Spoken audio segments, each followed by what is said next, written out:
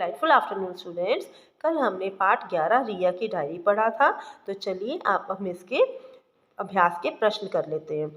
तो फर्स्ट है, नीचे दिए गए वाक्यों के सामने सही या गलत का चिन्ह लगाइए और सही उत्तर लिखिए। यह डायरी श्रेया ने लिखी है, तो यह गलत है क्योंकि यह डायरी रिया ने लिखी है।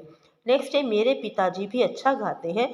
गलत, यह बात रिया ने कही थी, लेकिन उसने क्या कहा था, मेरी माता जी भी अच्छा गाती हैं।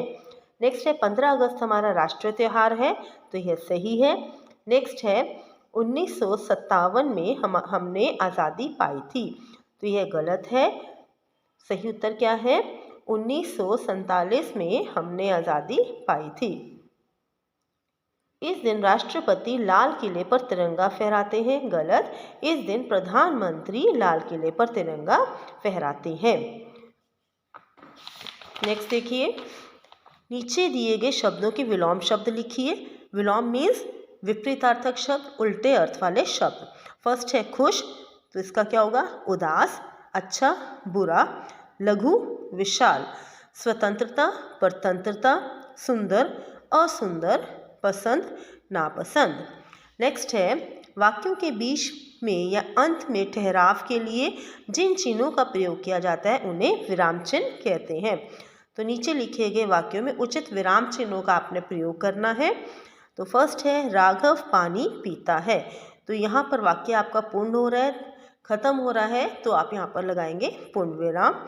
इसी प्रकार से मीना, रमा, लता और सीता सिनेमा देखने गई, तो मीना के बाद आप लगाएंगे अल्पविराम, रमा अल्पविराम, लता और सीता सिनेमा देखने गई, पूर्ण विराम।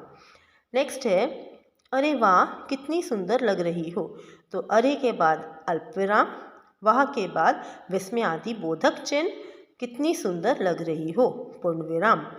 नेक्स्ट है, तुम सब कहाँ जा रहे हो, तो यह प्रश्न है, तो यहाँ पर प्रश्नवाचक चिन्ह आएगा।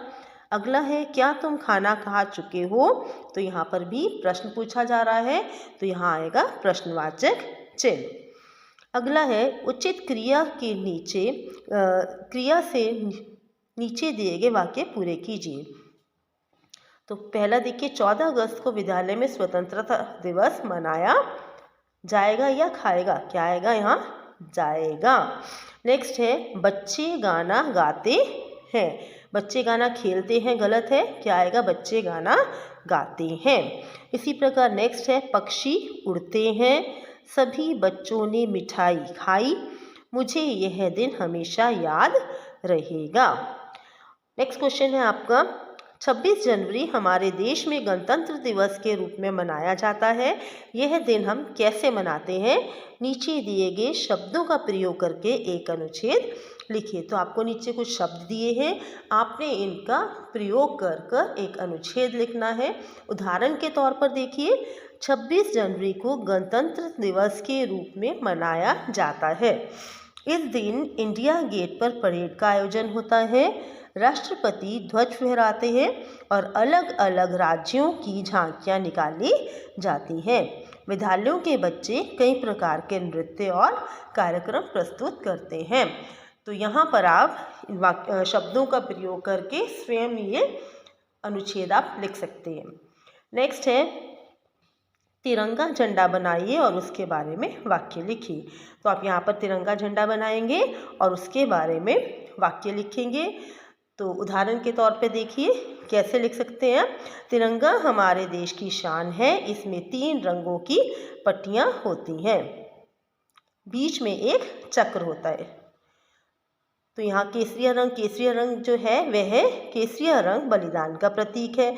इसी प्रकार सफ़ेद रंग शांति का प्रतीक है, हरा रंग प्रगति का प्रतीक है, और बीच में जो चक्र है, चक्र हमें जीवन में आगे बढ़ते रहने की प्रेरणा देता है।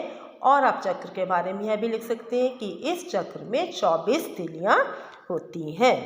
Thank you.